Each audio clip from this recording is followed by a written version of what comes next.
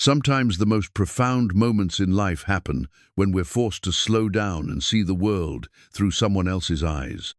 There's something beautiful about watching a father work with his hands, teaching his daughter that real strength comes not from what you own, but from what you can build and repair.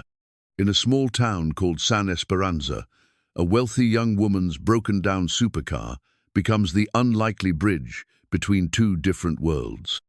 When 33 mechanics have failed to fix her car, she mocks the locals on her live stream, not knowing that the quiet widower in the dusty garage once worked on Formula One race cars.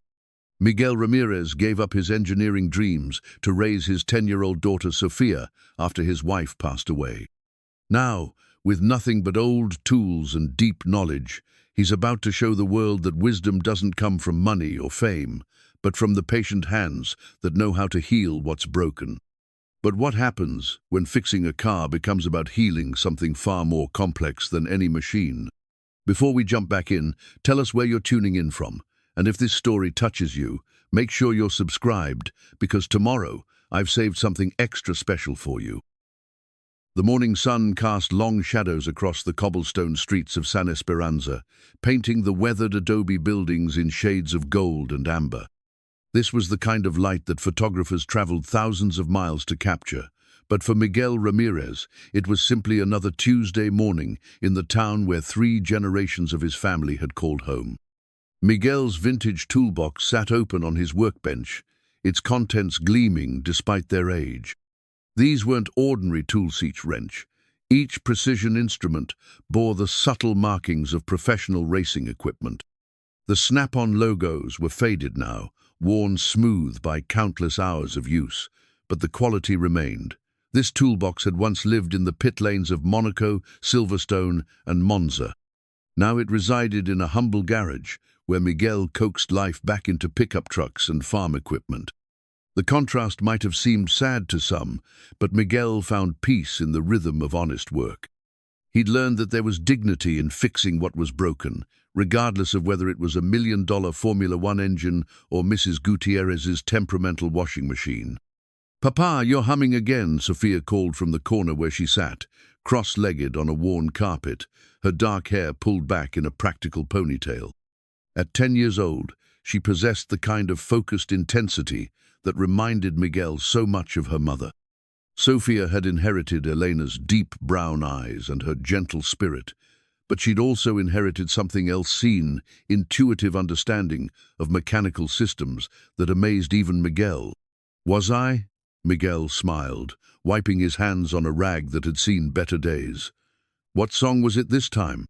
"The one Mama used to sing when she worked in the garden. The one about the hummingbird." Sofia's voice carried no sadness, just the matter-of-fact acceptance of a child who had learned to find comfort in memories rather than sorrow in loss. Miguel's chest tightened slightly.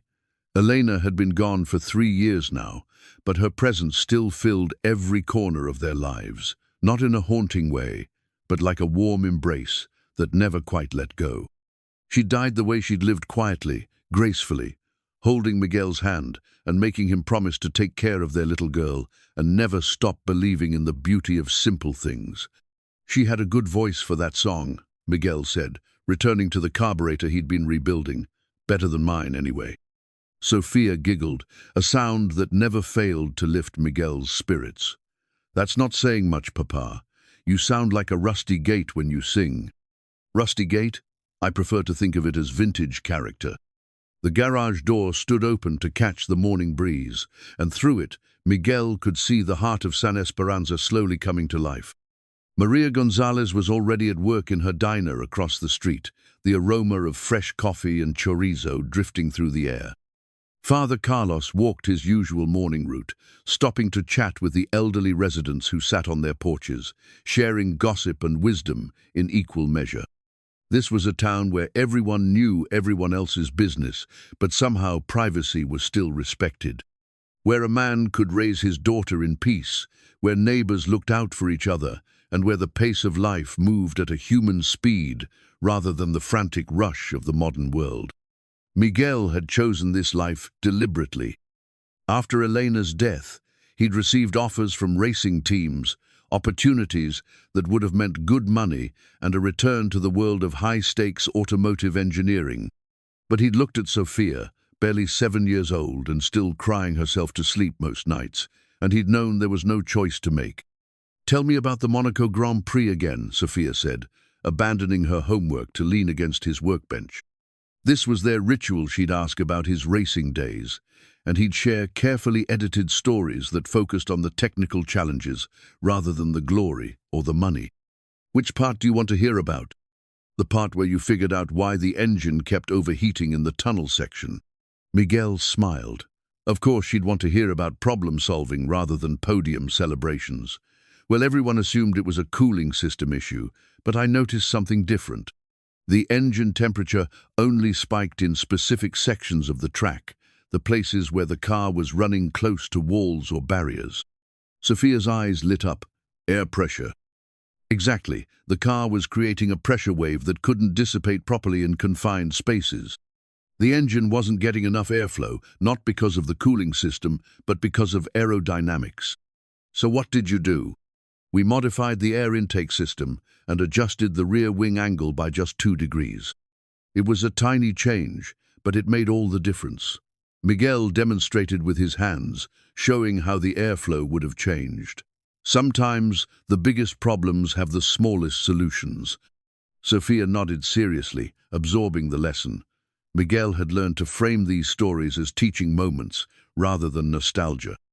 He wanted her to understand that intelligence and creativity mattered more than expensive equipment or prestigious settings. The sound of the bell above the garage door interrupted their conversation.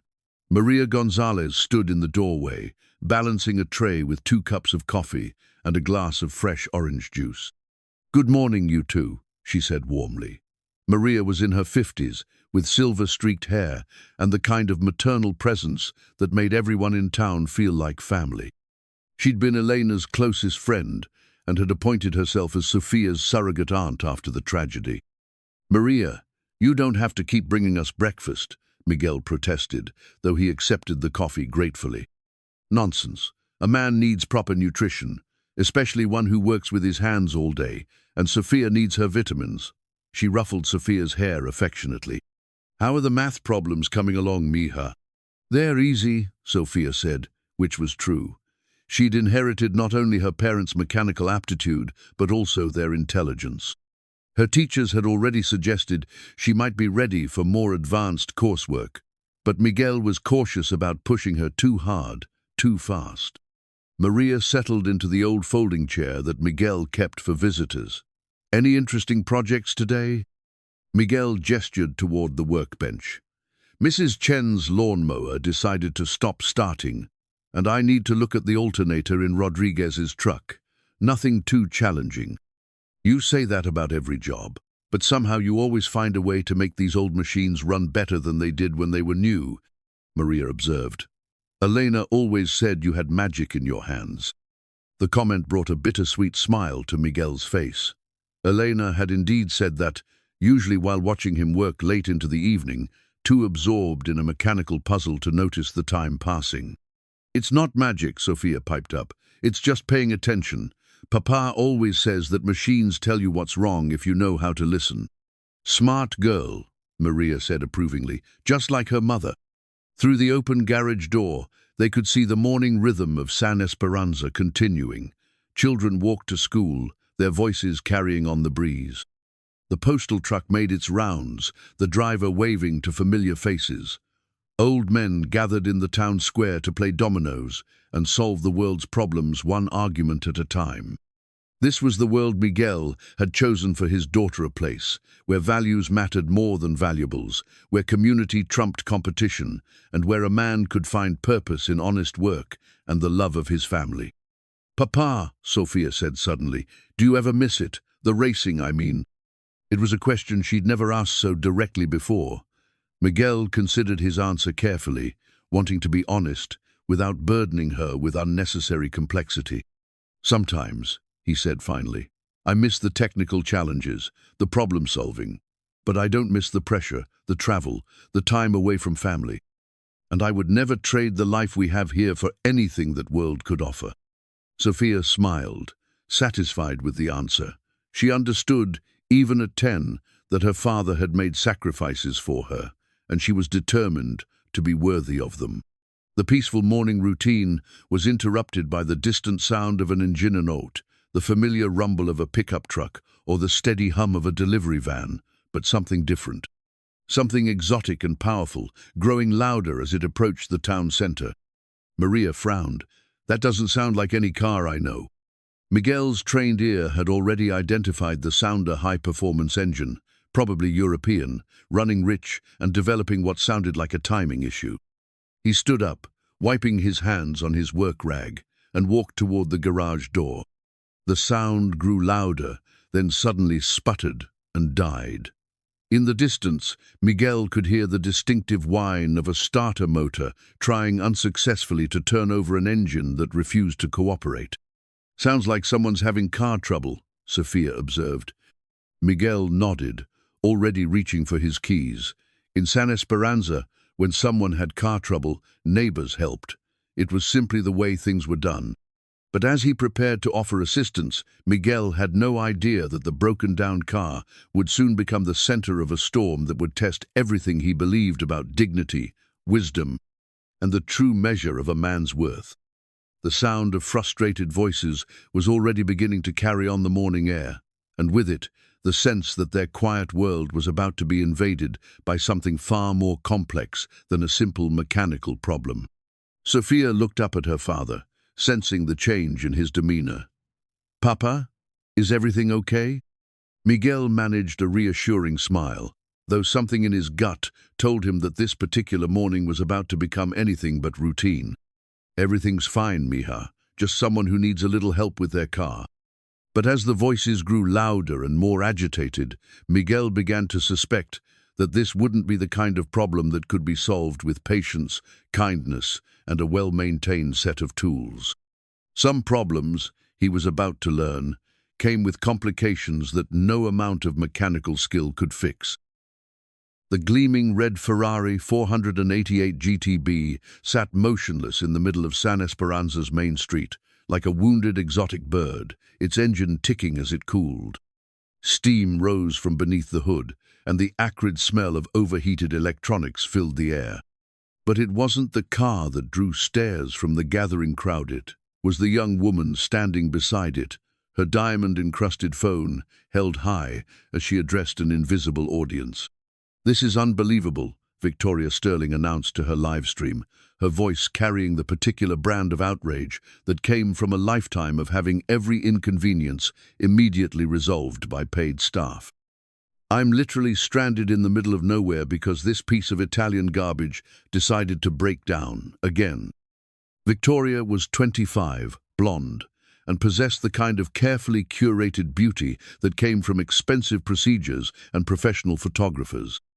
Her outfit designer jeans that probably cost more than most people's monthly rent, paired with a silk blouse and shoes that were definitely not made for walking on, cobblestones marked her as someone who had never encountered a problem that money couldn't solve. "You guys won't believe this," she continued, slowly panning her phone to show the modest buildings and curious faces around her. "I've literally had 33 different mechanics look at this car. 33. From Beverly Hills to Manhattan, and none of them could figure out what's wrong with it. And now it's completely dead in this little place." The way she said place made it clear that San Esperanza didn't quite qualify as a real town in her worldview. Several locals had gathered at a respectful distance, drawn by the unusual sight of a supercar in their quiet streets. But Victoria seemed oblivious to their presence. Miguel approached slowly, Sofia at his side. He'd seen entitled customers before, but something about this woman's casual dismissal of his community stirred a protective instinct he usually kept carefully controlled. "Excuse me," he said politely, his English accented but clear. "Are you having car trouble?" Victoria turned, taking in Miguel's work clothes and grease-stained hands with barely concealed disdain. "Oh, perfect. Let me guess you're the local mechanic?" "I am, yes. Miguel Ramirez." He extended his hand, but Victoria ignored it, turning back to her phone instead. "This is too good," she told her audience, which Miguel could see from the phone's screen had grown to over 50,000 viewers. "The local mechanic wants to help. I mean, this is sweet and all, but if 33 certified professionals couldn't fix this car, what exactly is some small-town guy with dirty hands going to do?" Sofia stepped forward, her young face flushed with indignation. "My papa is—" Miguel placed a gentle hand on his daughter's shoulder, stopping her mid-sentence. "It's okay, mija." But Victoria wasn't finished. She'd found her angle now, the content gold that would make this breakdown worth the inconvenience. "You know what? This is actually perfect. I'm going to do something I've never done before. I'm going to give you guys a challenge." She held the phone higher, addressing her audience directly. "I'm going to offer this local mechanic, sorry. What was your name again?" "Miguel." "Right, Miguel. I'm going to offer Miguel here a chance to prove himself. Think you're clever? Then fix my car." She laughed, the sound sharp and condescending. "If he can do what 33 actual professionals couldn't, I don't know, I'll give him $1,000. No, make it 5,000. Because there's no way that's happening." The crowd around them had grown larger, and Miguel could see the hurt and anger in his neighbors' faces. Maria had emerged from her diner, her expression stormy. Father Carlos stood nearby, his usual gentle demeanor replaced by something harder. Even the children had stopped playing to watch the spectacle. "Ma'am," Miguel said carefully, "I'd be happy to take a look at your car, but I don't need your money, and I don't need to prove anything to anyone." Victoria's eyes lit up with malicious delight. "Oh, this is even better. He's got pride." "Okay, Miguel, here's the thing. If you can't fix it, you have to admit on my live stream that you're not qualified to work on real cars. Deal?" "Papa, don't," Sofia whispered, tugging at his sleeve. Miguel looked down at his daughter, seeing the worry in her eyes. Then he looked at his neighbors, at the faces of people who had welcomed him into their community and trusted him with their most precious possessions, their vehicles, their livelihoods, their faith in his ability to solve problems. "What kind of car is it?" he asked quietly. Victoria smirked. "Ferrari 488 GTB, custom modifications, advanced electronics, probably worth more than this entire town. Still think you can handle it?" Miguel approached the car, his trained eye immediately noting details that Victoria's previous mechanics had likely missed. The exhaust note when it died had been wrong, not mechanical failure, but something electronic. The way the engine had seized suggested a safety protocol, rather than actual damage. "What exactly happens when you try to start it?" he asked. "Nothing. Nothing. The engine turns over, but it won't catch, like it's not getting fuel or something." Miguel nodded, crouching down to examine the exhaust pipes. He ran his finger along the inside of the tailpipe, checking the color and consistency of the deposits. "How long have you owned this car?" "It was my mother's. She died 2 years ago, and I inherited it." For just a moment, Victoria's mask slipped, revealing something vulnerable beneath the manufactured outrage. "I'm sorry for your loss," Miguel said sincerely. The unexpected kindness seemed to catch Victoria off guard. "Yeah, well, anyway, she had it specially modified. Some kind of environmental thing. I don't really understand all the technical stuff." Miguel's interest sharpened. Environmental modifications on a Ferrari were unusual, especially ones that might cause intermittent failures. "Do you have any documentation? Service records? Look, can you fix it or not? Because if you can't, I need to call a tow truck and get out of this place." Miguel straightened, looking at the car with new understanding. This wasn't just a mechanical problem, it was a puzzle, the kind of complex challenge that had once driven him to work 18-hour days in Formula One paddocks. "I'll need to run some diagnostics," he said. "But yes, I think I can help you." Victoria's smile returned, predatory and confident. "Perfect. Ladies and gentlemen," she announced to her phone, "Miguel here thinks he can succeed where 33 professionals failed. This should be entertaining."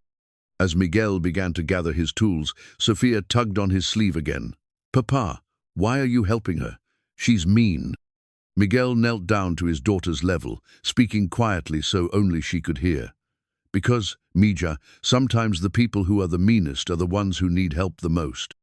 And because your mama taught me that we judge people by their actions, not their words. But what if you can't fix it? Miguel smiled, the expression carrying a confidence that surprised even him. Then we'll learn something new. But I have a feeling this car has been waiting for someone who knows how to really listen to what it's trying to say. As he wheeled his toolbox toward the Ferrari, Miguel was unaware that Victoria's livestream had already been shared thousands of times, that "Think You're Clever" was beginning to trend, and that the quiet confrontation in San Esperanza was about to become a global phenomenon. All he knew was that somewhere in the complex web of wires and circuits under the hood of this exotic car lay a problem that 33 other mechanics had failed to solve, and that failure, in front of his daughter and his community, was not an option. The real question wasn't whether he could fix the car. The real question was whether he was ready for what fixing it might unleash. Miguel's first glimpse under the Ferrari's hood confirmed his suspicions. This was no ordinary supercar. Nestled beside the twin-turbo V8 engine was a sealed component he'd never seen before, roughly the size of a briefcase, but made from what appeared to be advanced carbon fiber. Multiple cables ran from it to various parts of the engine management system, and a small LED display showed cryptic symbols rather than standard diagnostic codes. "What is that thing?" Sofia asked, peering over his shoulder with the fearless curiosity of a child who'd grown up around engines. "I'm not sure yet," Miguel admitted, pulling out his diagnostic scanner, "but I think it might be the key to understanding what's wrong." Victoria continued her livestream commentary, pacing back and forth beside the car. "Okay, so the local guy is looking very confused right now. I mean, I told him this wasn't going to be easy. Maybe he's realizing he's in over his head." Miguel ignored her, focusing on the unusual component. His scanner couldn't communicate with it at all. The device simply returned error messages when he tried to connect. But his trained eye noticed something else. The component's housing showed signs of recent tampering, microscopic scratches around the access panels, a slight misalignment in the mounting brackets. "Someone's been inside this recently," he murmured to himself. "What was that?" Victoria stopped pacing, suddenly interested. "This modification, someone worked on it recently. Within the last few weeks, I'd guess." Victoria's confident expression faltered slightly. "That's impossible. The car's been sitting in storage since my mother died. Nobody's touched it." Miguel looked up at her, noting the uncertainty in her voice. "Are you sure? Because these scratches here," he pointed to the nearly invisible marks on the housing, "they're fresh. And this connector has been removed and replaced recently." The livestream audience had grown to over 100,000 viewers, and Miguel could see the comments scrolling rapidly across Victoria's phone screen. Most were supportive of him, which seemed to irritate Victoria considerably. "Look, can you figure out what's wrong with it or not?" Miguel returned to his examination, carefully tracing the wiring harness. The mysterious component appeared to be interfacing with the fuel injection system, the ignition timing, and something else he couldn't immediately identify. But the more he studied it, the more familiar it seemed. "Sofia," he said quietly, "do you remember the article we read about hybrid racing technology, the one in that old Formula One magazine?" Sofia's eyes widened as she made the connection. "The one about the experimental fuel systems. Papa, you think this is—" "I think your mother was working on something very advanced," Miguel interrupted, addressing Victoria directly. "This isn't just a performance modification. This is prototype technology." Victoria's phone nearly slipped from her hands. "What do you mean, prototype?" "I mean, this car is running on technology that doesn't exist in any production vehicle. Your mother wasn't just having environmental modifications, Donish was developing them." For the first time since arriving in San Esperanza, Victoria looked genuinely shaken. "My mother was a socialite. She went to charity galas and sponsored art galleries. She didn't develop car technology." Miguel straightened, wiping his hands on his work rag. "What did she study in college?" I don't know. She never talked about before she married my father. And what was her maiden name? Victoria's face went pale. Why does that matter? Because, Miguel said gently, I think I might know who your mother was. The live stream audience was captivated now, the view count climbing toward 200,000. Comments flooded in faster than anyone could read them, but Miguel noticed several that mentioned environmental technology and corporate conspiracies. This is ridiculous, Victoria said, but her voice lacked its earlier confidence. My mother was Catherine Sterling. She was born in Connecticut, went to boarding school, married my father when she was 22. End of story. Miguel nodded slowly. Catherine Sterling. But what about before she was married? What was her name then? I don't. Sterling was her maiden name. She kept it when she married my father. Are you sure about that? Victoria's hands were shaking now, and she nearly dropped her phone. Of course I'm sure. She was my mother. Miguel looked at Sofia, who was watching the exchange with wide eyes. He'd learned long ago that sometimes the most important discoveries came not from what people said, but from what they carefully avoided saying. Victoria, he said quietly, I think there's a lot about your mother that you don't know, and I think this car might be the key to understanding who she really was. The mysterious component seemed to pulse with its own internal light, and Miguel noticed that the LED display had changed. Instead of cryptic symbols, it now showed a single word, locked. When did it start doing that? He asked. Victoria followed his gaze to the display. I've never seen that before. What does it mean? Miguel studied the display more carefully. The letters weren't random, they were part of a sequence, cycling through different messages. Locked was followed by authorization required, then genetic scan initiated. Genetic scan? Sofia read over his shoulder. Papa, what does that mean? Before Miguel could answer, the display changed again. Hair detected. Please provide verbal authorization. Victoria stumbled backward, her face white with shock. This is impossible. Cars don't have genetic scanners. This one does, Miguel said grimly, and it's been waiting for you. The live stream audience was going wild now, with comments flying by so fast they were impossible to read. But Miguel caught glimpses of words like conspiracy, cover-up, and murdered inventor. I need to make a phone call, Victoria said suddenly. To who? My father. I need to ask him about my mother's maiden name. Miguel nodded, but something in his gut told him that the answers Victoria was looking for wouldn't come from a simple phone call.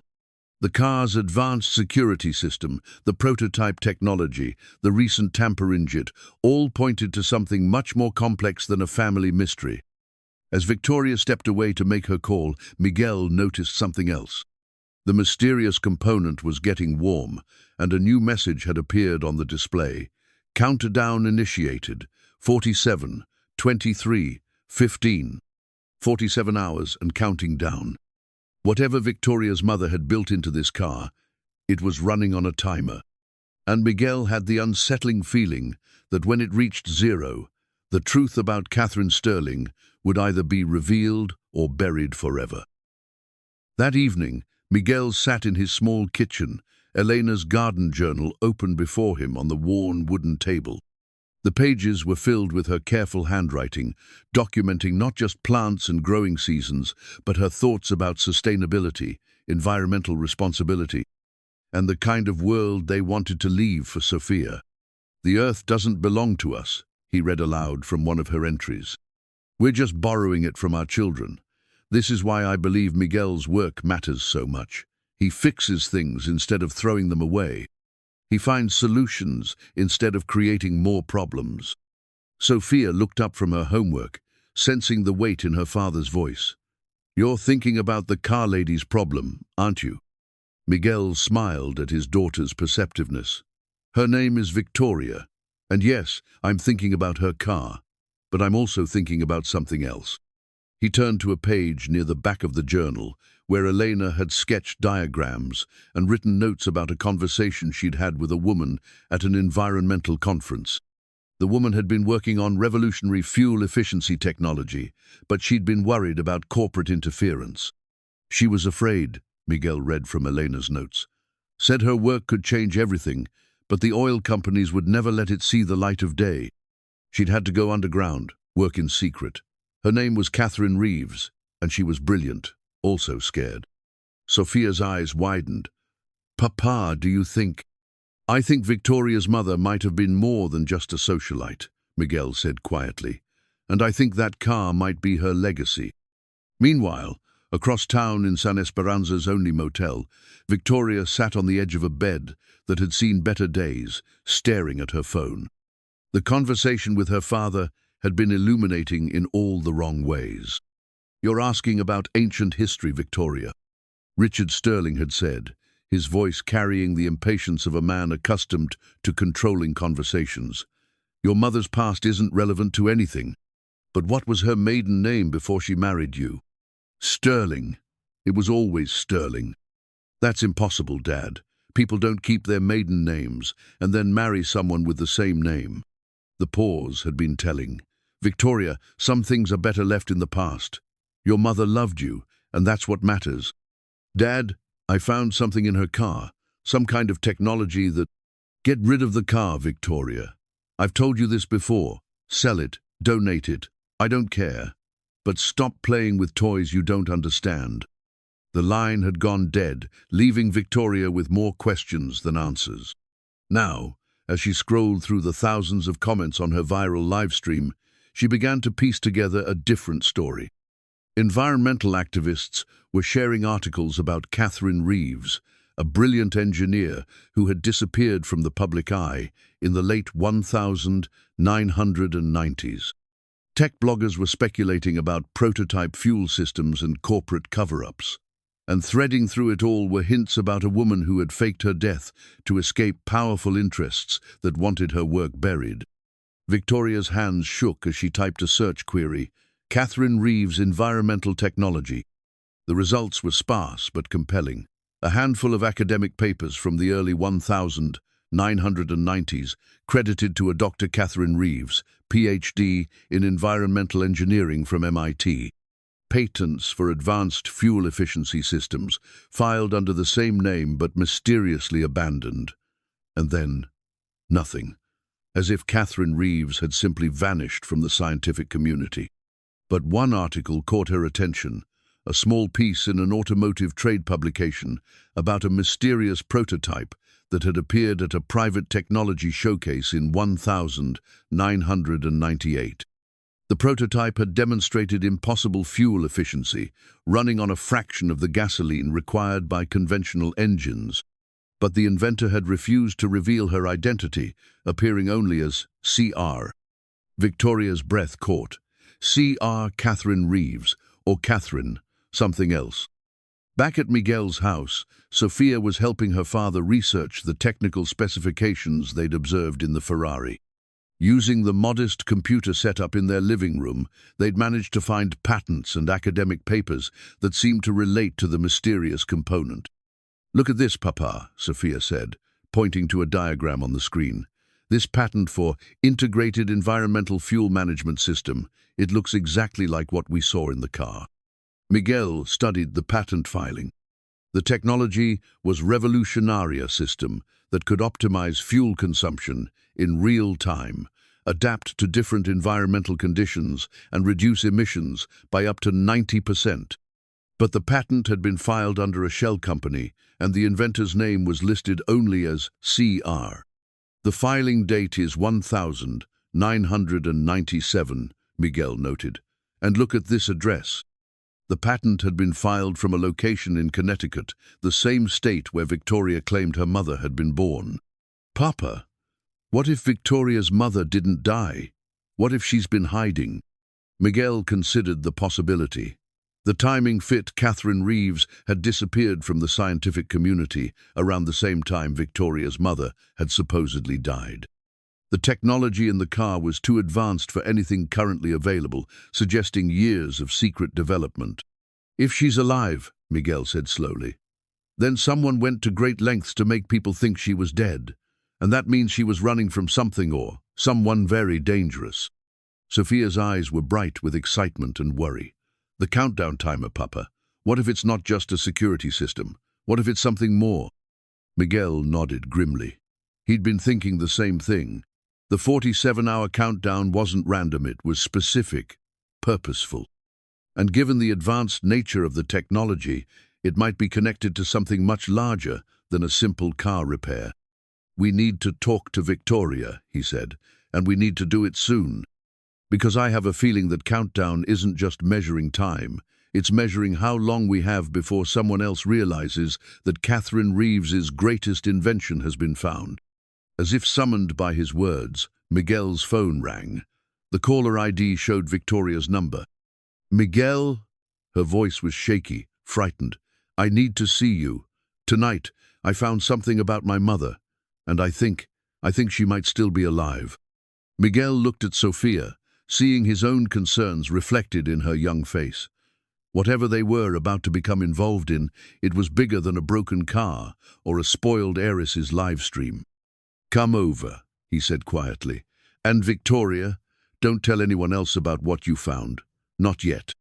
As he hung up, Miguel wondered if he was about to make the biggest mistake of his life, or if he was finally ready to use his skills for something that truly mattered.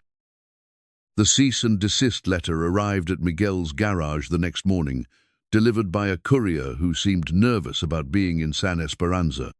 The legal document was printed on expensive letterhead from Crawford, Matthews, Associates, a law firm based in Los Angeles, and its message was clear.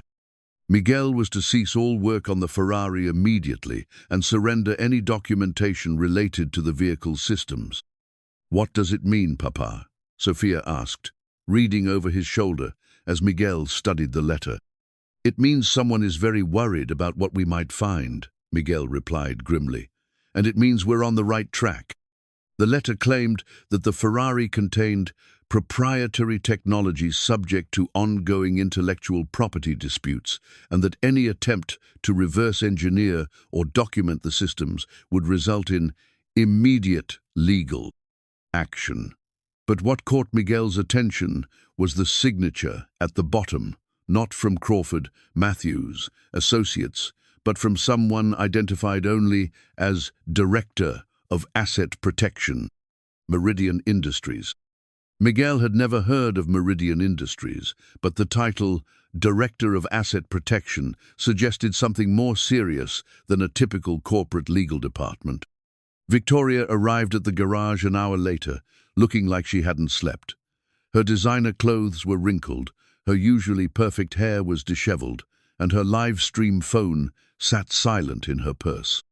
"They called me," she said without preamble. "Last night, after I talked to you, someone from a company called Meridian Industries." Miguel showed her the cease and desist letter. "They sent this too. What did they want?"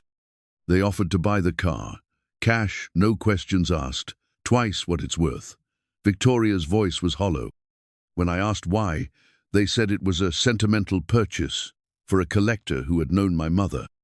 "But you don't believe that?" "The man I talked to knew things about my mother that I didn't know. He mentioned her work in environmental technology, her patents, her research. How could he know about things my own father claims never happened?" Miguel folded the letter carefully. "Because your father has been lying to you. The question is why." Sofia, who had been quietly working on her homework in the corner, looked up. Maybe he was trying to protect her. Or you. Both adults turned to look at the 10-year-old, struck by the simple wisdom of her observation. "What do you mean, mija?" Miguel asked. "Well, if Victoria's mother was working on important technology and then had to disappear, maybe Victoria's father was helping her hide.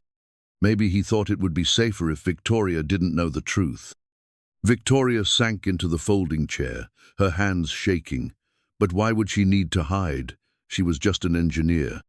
"Just an engineer working on technology that could destroy entire industries," Miguel said quietly. "Sofia, show Victoria what we found last night." Sofia pulled up the research on Miguel's laptop, scrolling through patents and academic papers. Your mother, Catherine Reeveshire, developed a fuel system that could make cars run on 90% less gasoline. Do you know what that would do to oil companies? Victoria stared at the screen, seeing her mother's work for the first time. This is impossible. If she invented this, why isn't every car using it? Because someone made sure it never saw the light of day, Miguel said. And when she wouldn't give up her research, they made sure she disappeared. The garage door chimed, and Maria Gonzalez entered carrying a tray of coffee and pastries. But her usual warm smile was replaced by a concerned frown. Miguel, there are strange men asking questions about you in town. They're showing badges and asking about the Ferrari. Miguel's blood ran cold. What kind of badges? They claimed to be from the Federal Automotive Safety Department, but Father Carlos used to work for the government, and he said their credentials looked wrong. Victoria jumped up.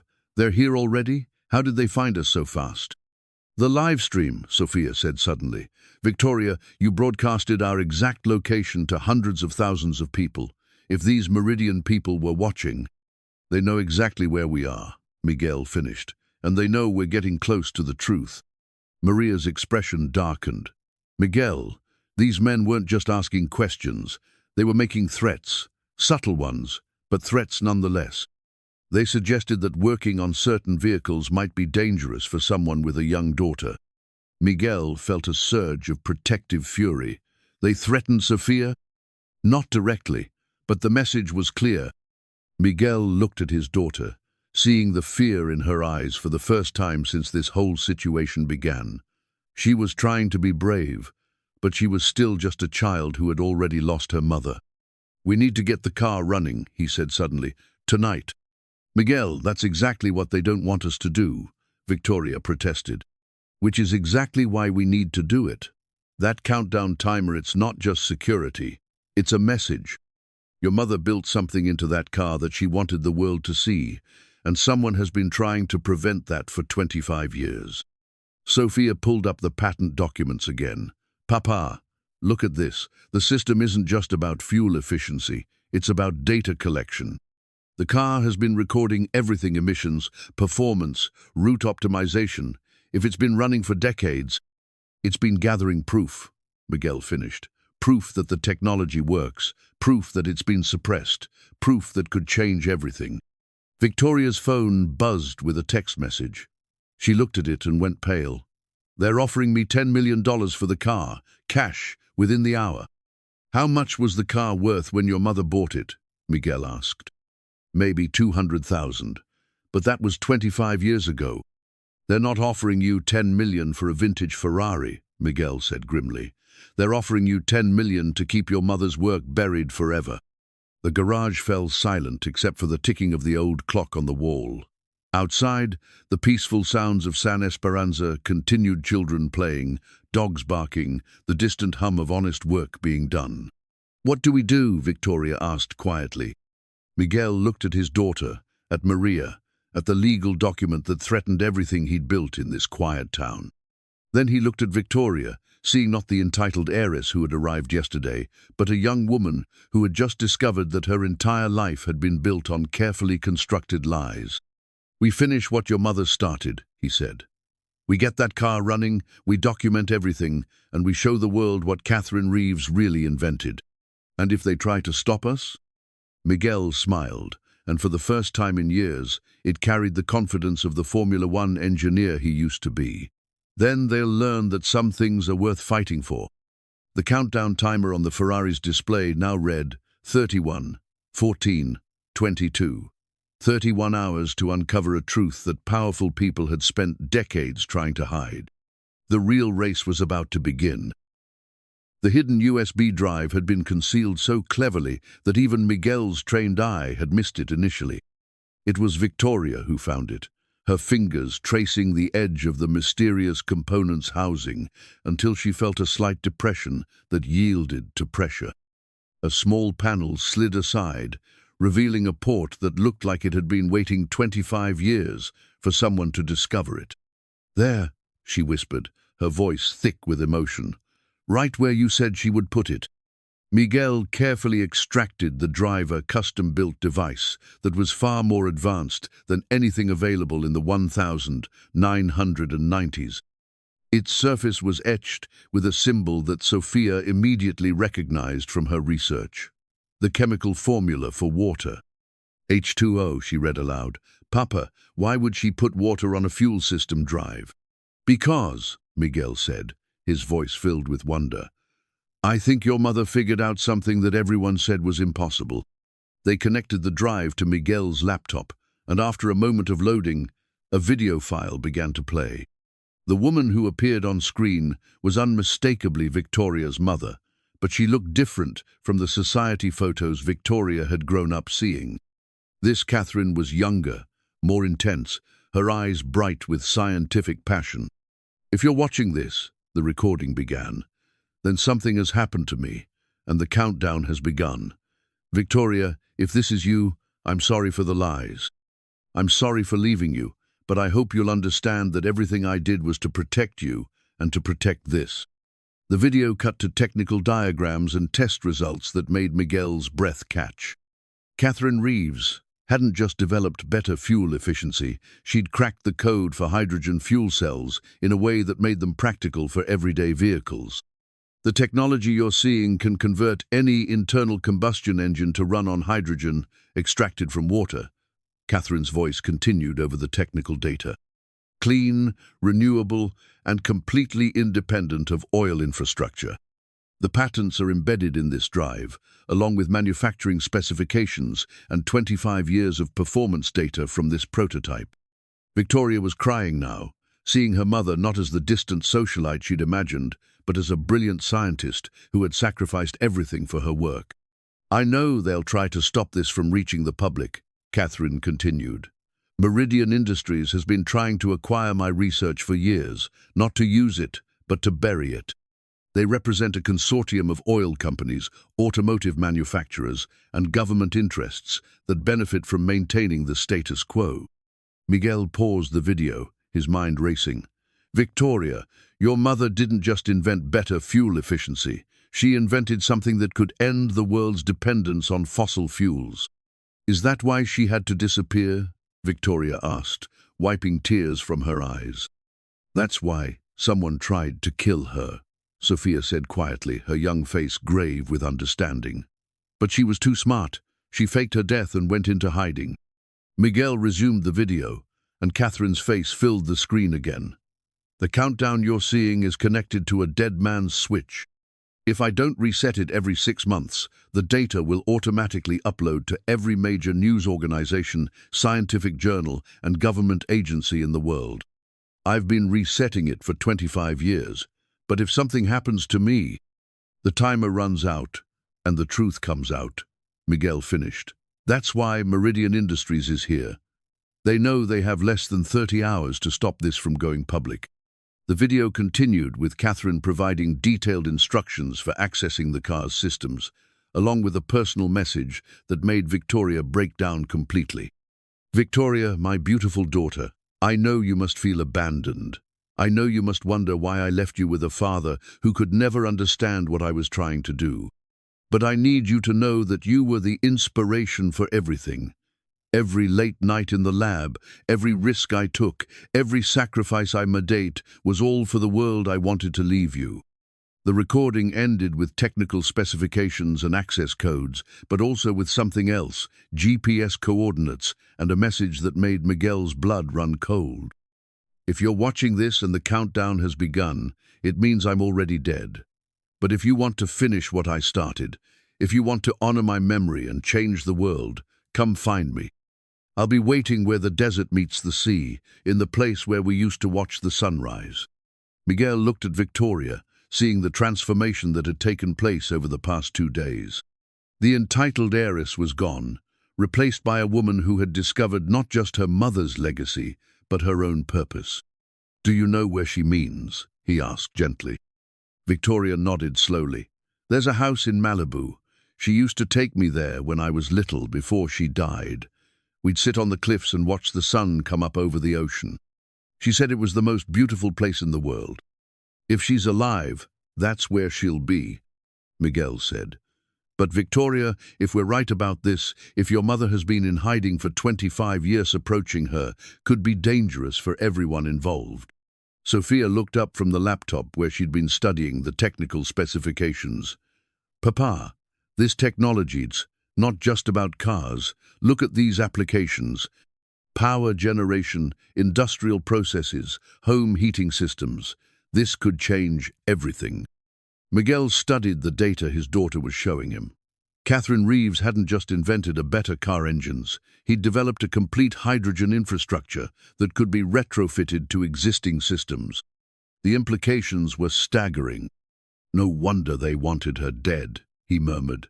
This wouldn't just disrupt the oil industry, it would eliminate it.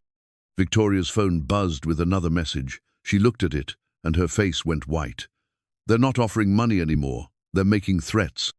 Miguel read the message over her shoulder. You have 24 hours to surrender the vehicle and all related materials. Continued interference will result in consequences for you and your associates. Associates, Sofia repeated. They mean us. Miguel felt the familiar surge of protective fury he'd experienced when Maria had told him about the threats. But this time, it was tempered by something else, growing realization that they weren't just dealing with corporate intimidation anymore. We need to get that car running now, he said. Tonight, before they escalate this further. Miguel, what if we're wrong? Victoria asked. What if my mother really is dead and we're just putting everyone in danger for nothing? Miguel looked at his daughter, seeing the fear she was trying to hide. Then he looked at Victoria, seeing a young woman who had discovered that her entire life had been built on lies, designed to protect a truth that could change the world. Then we'll have tried to do something good, he said simply, and sometimes that's all we can do. The countdown timer on the Ferrari's display now read 28, 47, 19, less than 29 hours to uncover a truth that had been buried for a quarter century. But as Miguel began gathering his tools for the final repair attempt, he couldn't shake the feeling that they were running out of time for more than just the countdown.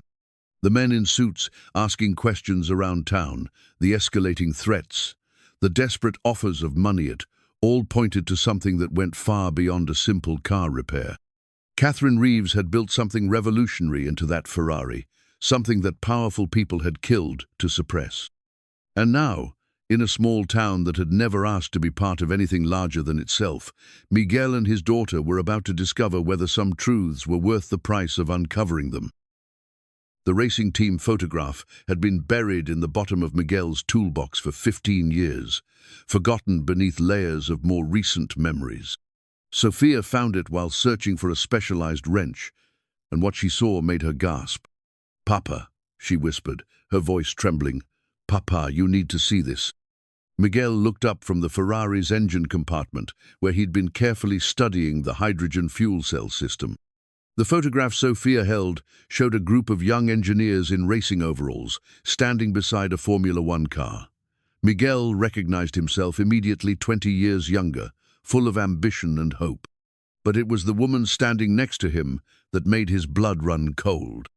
Catherine Reeves, unmistakably Victoria's mother, wearing a team jacket and holding a trophy for Best Innovation in Fuel Efficiency Technology. "Miguel," Victoria's voice was barely a whisper. "Is that my mother?" Miguel took the photograph with shaking hands. The memories came flooding back Catherine's brilliant mind, her passionate dedication to environmental technology, her growing fear as she realized what her innovations could mean for entire industries. "Her name wasn't Catherine Reeves when I knew her," he said quietly. "It was Catherine Morrison. She was part of our development team at McLaren. We worked together for 2 years. Victoria sank into the folding chair, her face pale. "You knew her.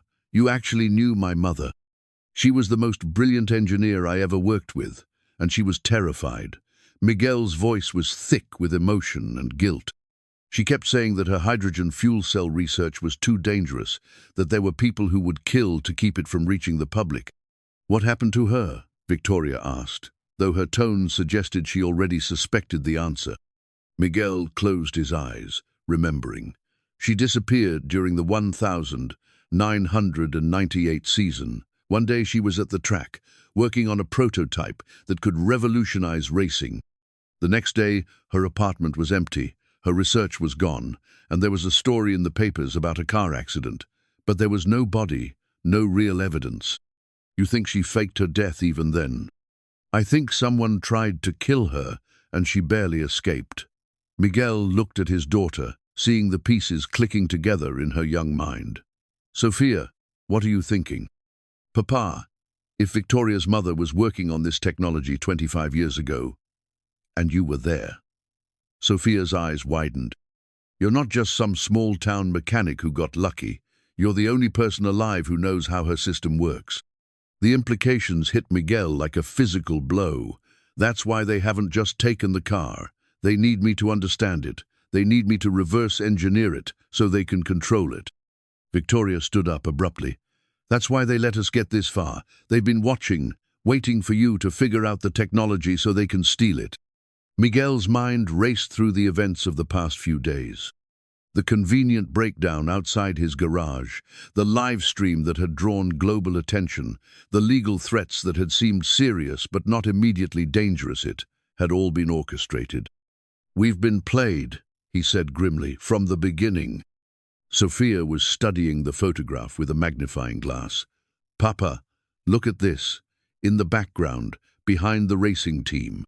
Miguel looked where she was pointing and saw a group of men in expensive suits watching the team celebration from a distance.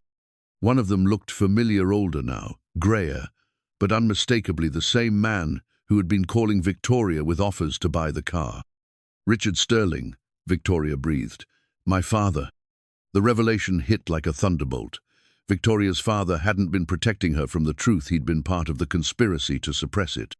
He'd married Catherine not out of love, but to keep her close, to monitor her work, to ensure that her revolutionary technology never threatened the industries he represented.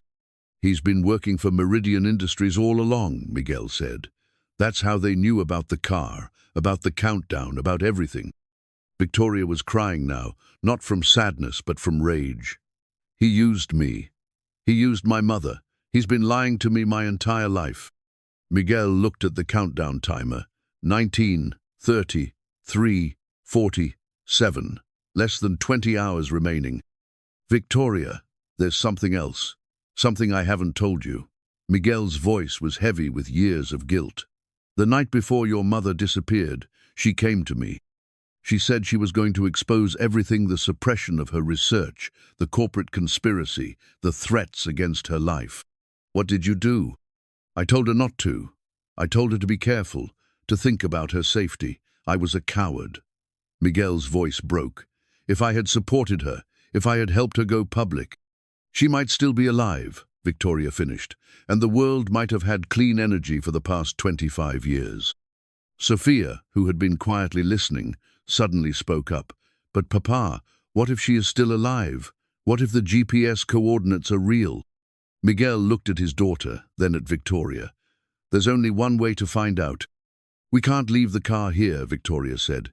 If my father and his people know about the countdown, they'll take it the moment we're gone, Miguel agreed. But we can't take it with us either. It's not running, and we don't have time to get it working before. Sofia interrupted him. Papa, what if we don't need to get the whole car running? What if we just need to access the dead man's switch? Miguel stared at his daughter, amazed once again by her insight. You mean bypass the countdown and trigger the data release manually? Look at the system architecture, Sofia said, pulling up the technical diagrams on the laptop. The dead man's switch isn't integrated into the engine systems. It's a separate component. We could extract it, take it with us. Miguel studied the diagrams, his engineer's mind working through the possibilities. It's risky. If we disconnected him properly, we could lose everything.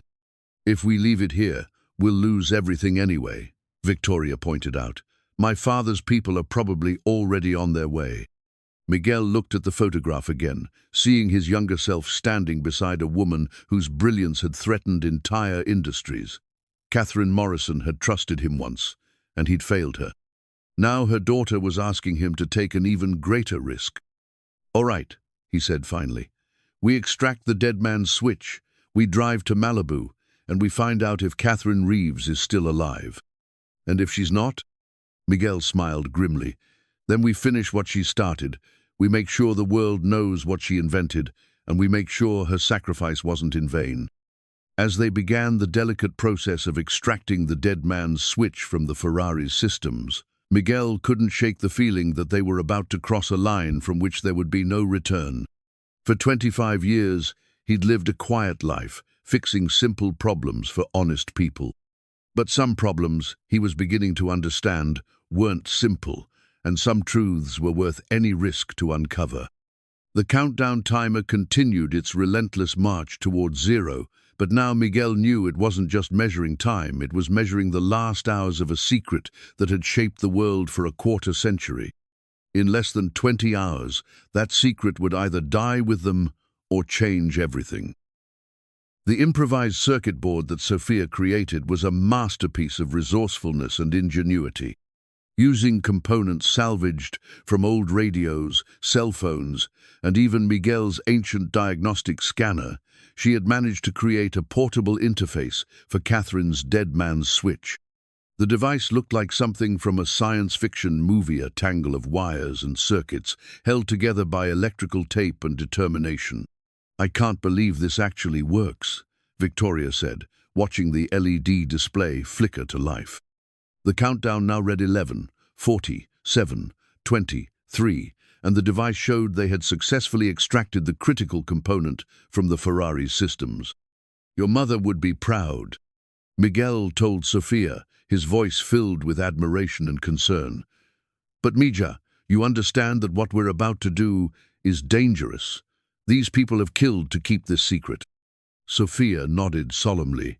"I understand, Papa, but Mama always said that some things are worth fighting for." Miguel's heart clenched at the reference to Elena. His wife had indeed believed in fighting for what was right, even when it was difficult. She would have supported this mission, even knowing the risks.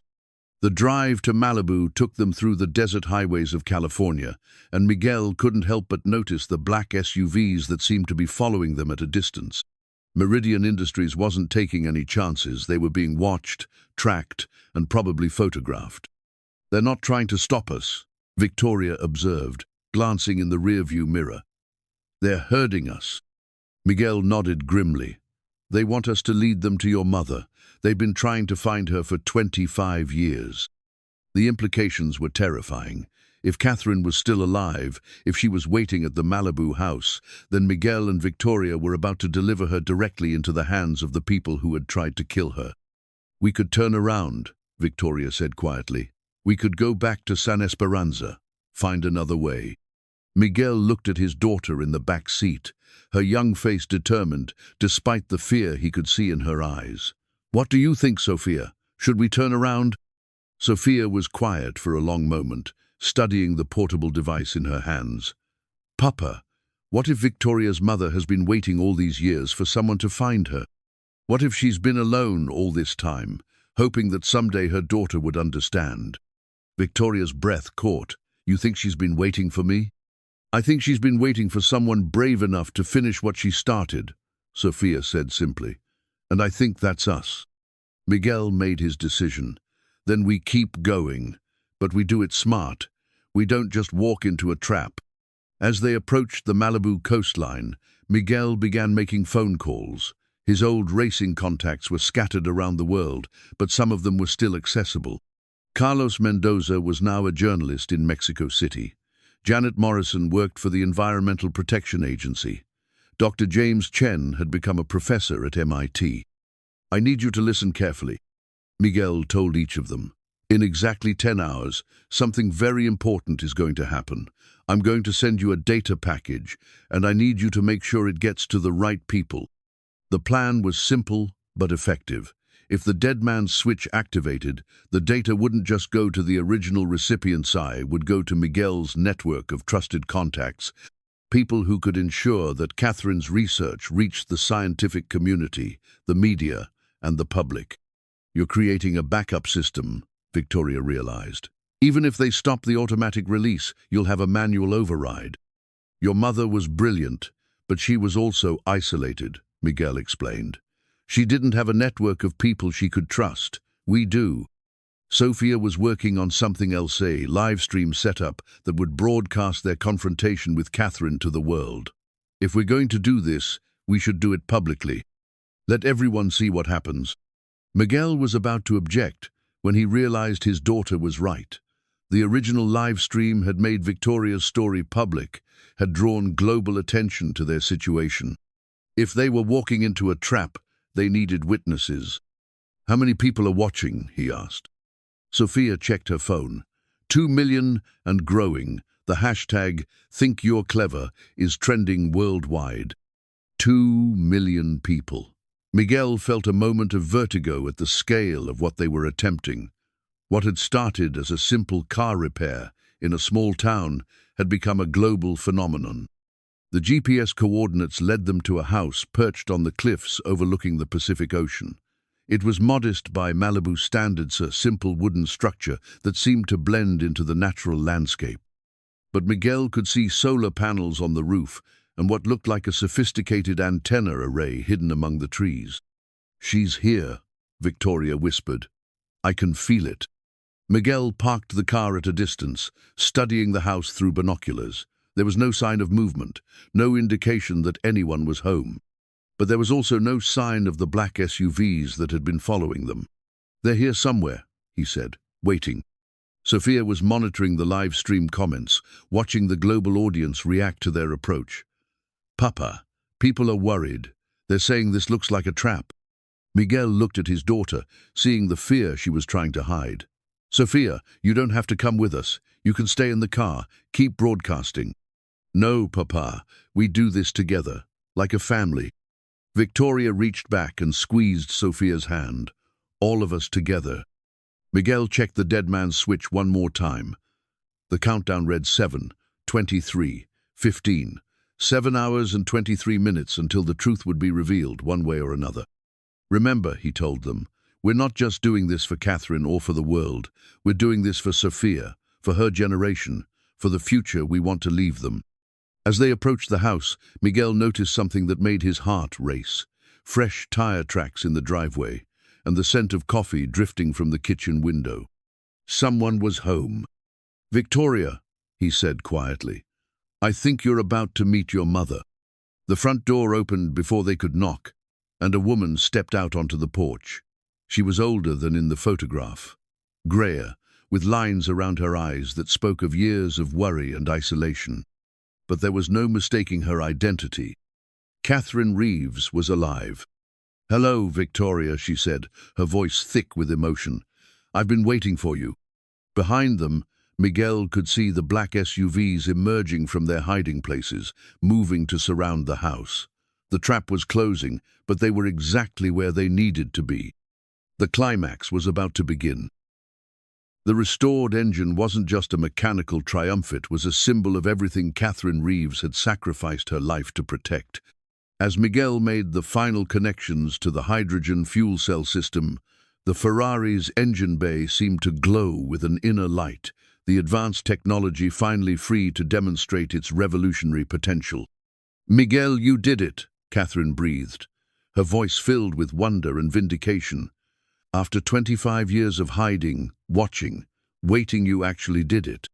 Victoria stood beside her mother, tears streaming down her face as she watched the engine that had destroyed and rebuilt her family finally come to life.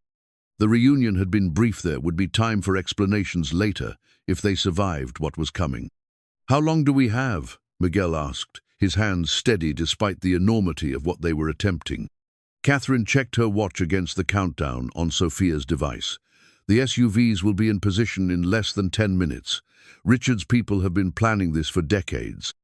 Sofia looked up from her live stream setup, her young face grave with understanding. "Papa, there are 4 million people watching now. Whatever happens, the whole world is going to see it." Miguel nodded, making the final adjustments to the fuel cell system. The engine was more than just a car. No, it was a testament to human ingenuity, a proof of concept that could change the world's energy future. But more than that, it was a symbol of one woman's courage to challenge an entire industry. "Catherine," he said, I need you to know I'm sorry. I'm sorry I wasn't brave enough to help you 25 years ago." Catherine smiled, and for a moment she looked like the brilliant young engineer Miguel had known. "You weren't ready then. None of us were. But you're ready now." The sound of approaching vehicles grew louder, and Miguel could see armed men positioning themselves around the house. This wasn't going to be a simple corporate negotiation, this was a military operation. "They're not just here for the technology," Catherine said grimly. "They're here to make sure none of us can ever tell the world what really happened." Miguel looked at his daughter, seeing the same determination in her eyes that had driven her mother to fight for what was right. "Sofia, are you ready?" "Yes, Papa. Let's show them what we can do." Miguel turned the key, and the Ferrari's engine roared to life. But this wasn't the aggressive growl of a traditional supercar. This was something different, something cleaner, more powerful. The hydrogen fuel cell system integrated seamlessly with the engine's existing components, creating a hybrid that could run indefinitely on nothing but water and sunlight. The live stream audience erupted in amazement as the engine displayed its performance metrics: zero emissions, incredible efficiency, and power output that exceeded any conventional engine of its size. Catherine's 25 years of refinement had created something that was quite literally revolutionary. "It's beautiful," Victoria whispered, seeing her mother's life's work finally realized. Catherine nodded, her eyes bright with pride and sadness. "It's everything I dreamed it could be. Clean, renewable, accessible to everyone. No more dependence on oil, no more pollution, no more wars fought over fossil fuels." Miguel watched the engine's performance data scroll across the display, marveling at the elegance of Catherine's design. This wasn't just an alternative fuel system, it was a complete reimagining of how transportation could work. "The manufacturing costs?" he asked. "Cheaper than conventional engines, once you scale up production," Catherine replied. "I've had 25 years to perfect the process. Every component can be made from recycled materials, and the fuel is literally free." Sofia was monitoring the global reaction to the live stream. "Papa, governments are already responding. The European Union is calling for an emergency session. The UN is demanding access to the technology." Miguel felt a surge of hope. The world was watching, and they were seeing something that could change everything. No corporate conspiracy could suppress technology that was being broadcast live to millions of people across the globe. But their moment of triumph was interrupted by the sound of boots on the porch. Richard Sterling appeared in the doorway, flanked by armed men in tactical gear. "That's enough," he said, his voice carrying the authority of someone accustomed to being obeyed. "Catherine, it's time to come home." Catherine stepped protectively in front of Victoria. "This is my home, Richard, and these are my people." "Your people?" Richard's voice was cold with contempt. "A small-town mechanic and his daughter. You've been hiding in exile for 25 years, and this is what you choose." Miguel shut off the engine, but the damage was done. The world had seen Catherine's technology work. They had seen the proof that clean, renewable energy was not only possible but practical. "It doesn't matter what you do to us now," Miguel said calmly. "The truth is already out there." Richard smiled, and the expression was genuinely chilling. "Miguel, you have no idea what you've just unleashed." The viral video evidence was already spreading across every social media platform, news network, and government database in the world. Sofia's live stream had captured not just the Ferrari's successful demonstration, but the armed confrontation that followed. The global audience now numbered over 10 million people, all watching in real time as a 25-year conspiracy finally unraveled. "Papa, look at this," Sofia said, her voice filled with awe as she monitored the global response. "Every major news organization is picking up the story. They're calling it the biggest environmental breakthrough in human history." Miguel felt a surge of vindication as he watched the live stream comments flooding in from scientists, engineers, and world leaders. The technology Catherine had died to protect was finally receiving the recognition it deserved. But Richard Sterling wasn't finished. "You think a viral video is going to change anything?" he said, his voice dripping with contempt. You think the world runs on social media posts and feel good stories? Catherine stepped forward, her voice carrying the authority of someone who had spent 25 years preparing for this moment. Richard, it's over. The world has seen what my technology can do. You can't suppress this anymore. Can't I? Richard pulled out his phone and made a quick call. Activate the contingency plan. All stations now. Within minutes, the live stream began experiencing technical difficulties.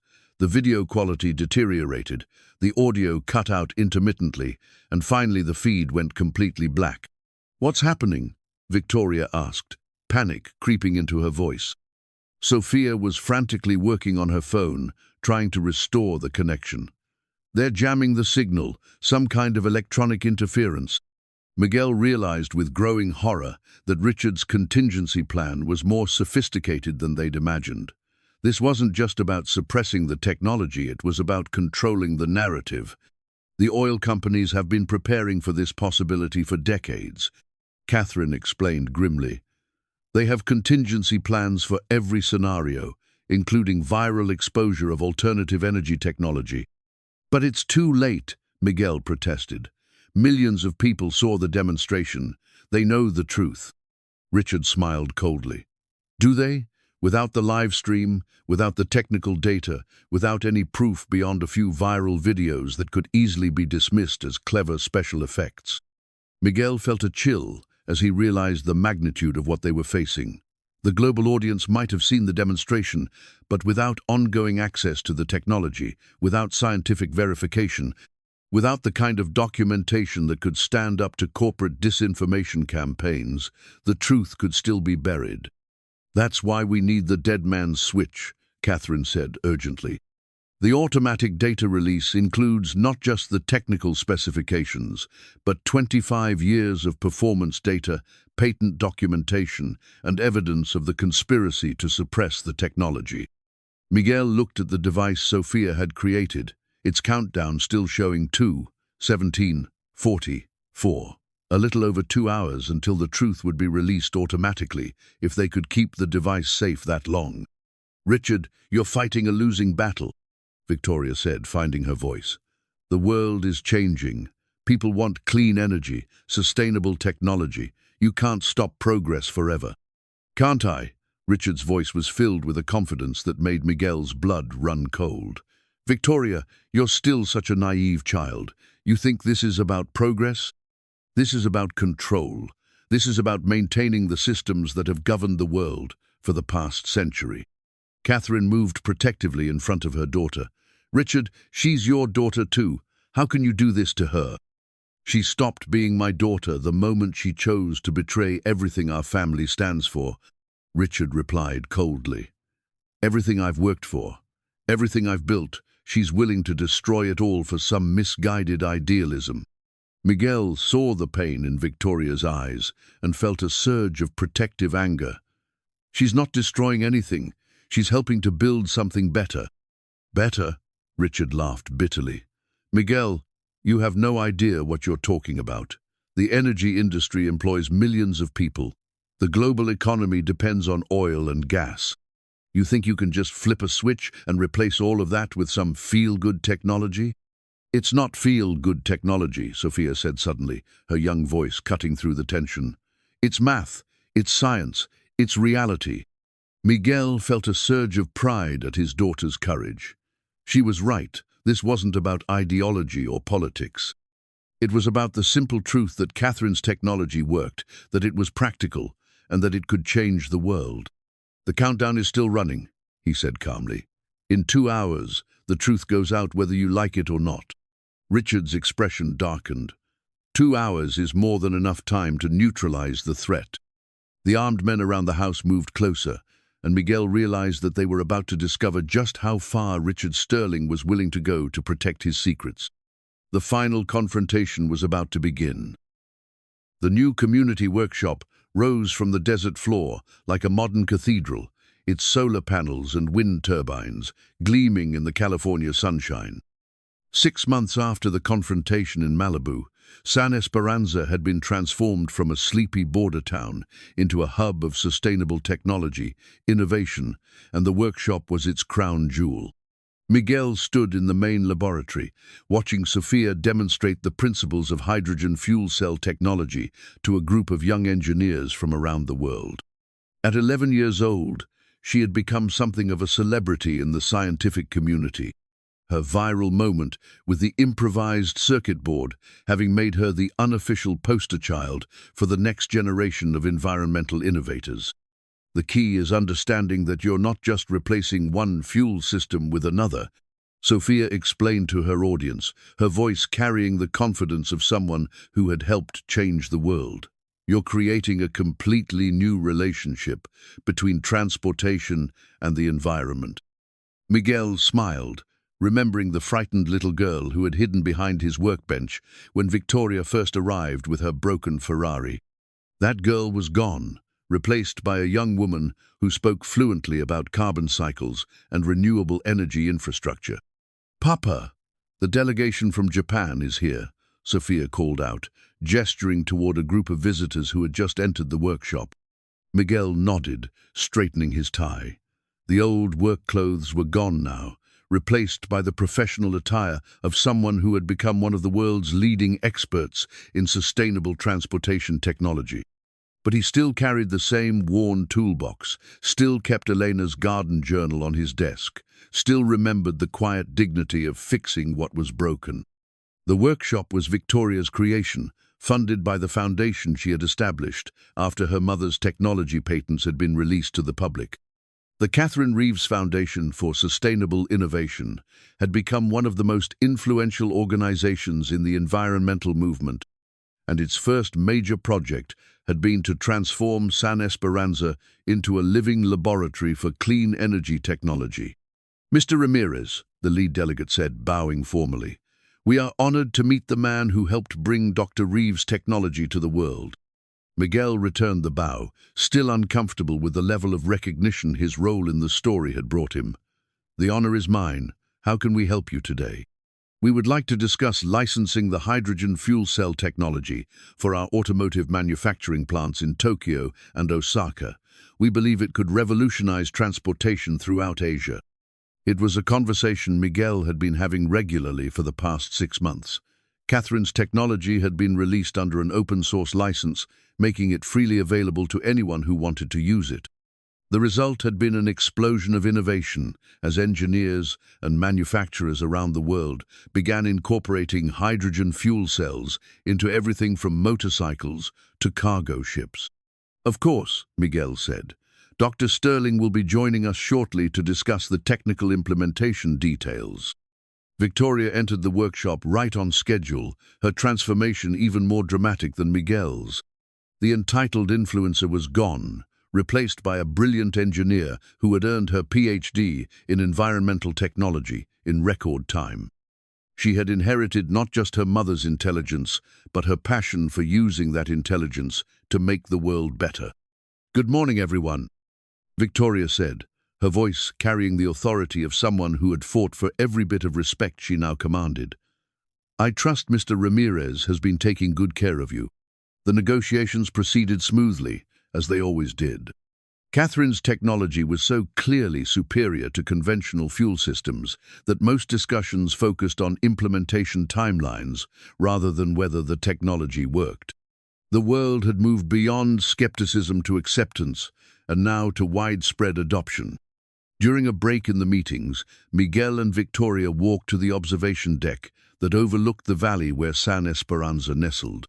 The town had grown considerably, but it had retained its character, its sense of community, its commitment to the values that had made it a place where a struggling engineer could raise his daughter in peace. "Any word from Catherine?" Miguel asked. Victoria smiled, pulling out her phone to show him a message. "She's in Tanzania, helping them set up hydrogen fuel cell infrastructure for rural communities. She says it's the most rewarding work she's ever done." Catherine had emerged from hiding not as a celebrity or a public figure, but as a scientist who wanted to see her life's work put to practical use. She traveled constantly now, working with governments and NGOs to implement sustainable energy solutions in the places that needed them most. "She's proud of you," Miguel said. "Both of you. You've become everything she hoped you could be." Victoria's expression grew serious. "Miguel, I need to ask you something. Do you ever regret it? Everything that happened, all the changes?" Miguel considered the question carefully. Their quiet life in San Esperanza was gone forever.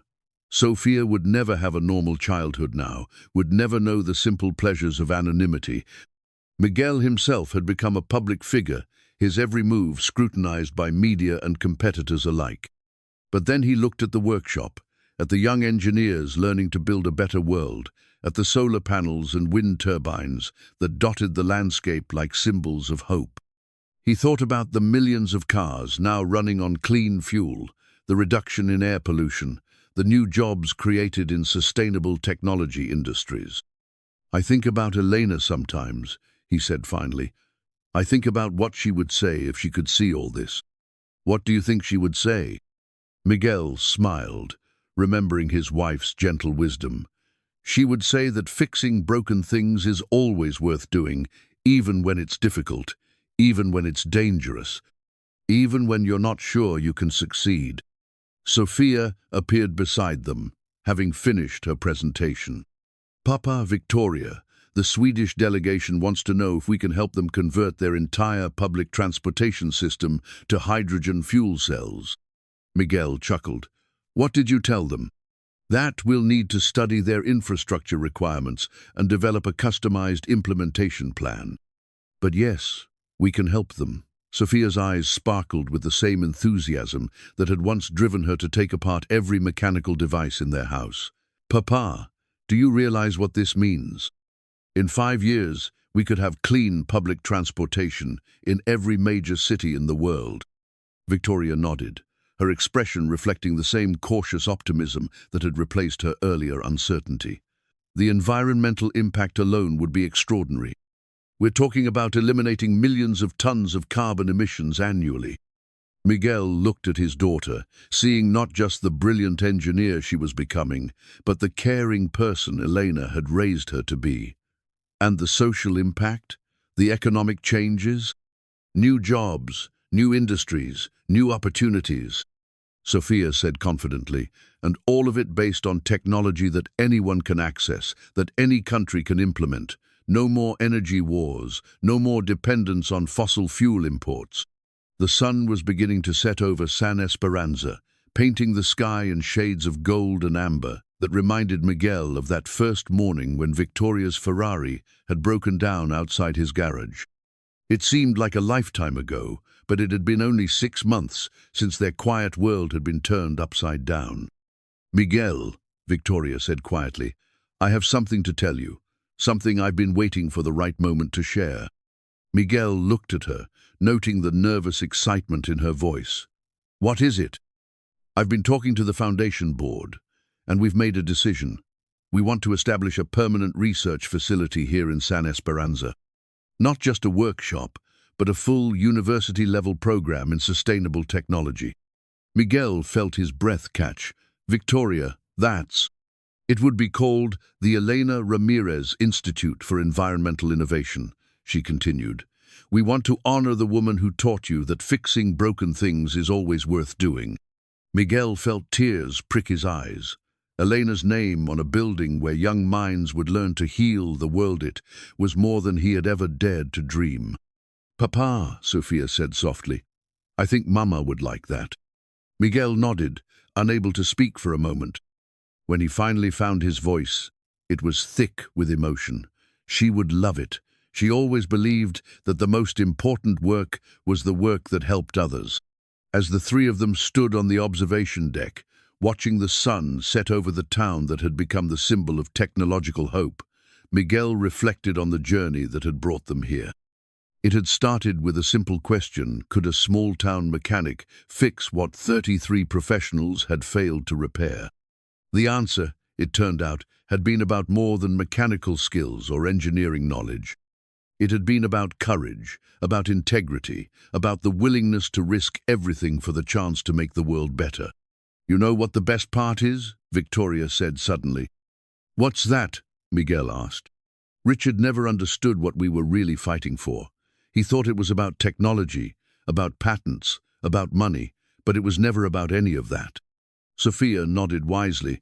It was about legacy, about the world we're leaving for the next generation. Miguel smiled, thinking about the children who would grow up in a world powered by clean energy, who would never know the pollution and environmental destruction that had marked previous generations.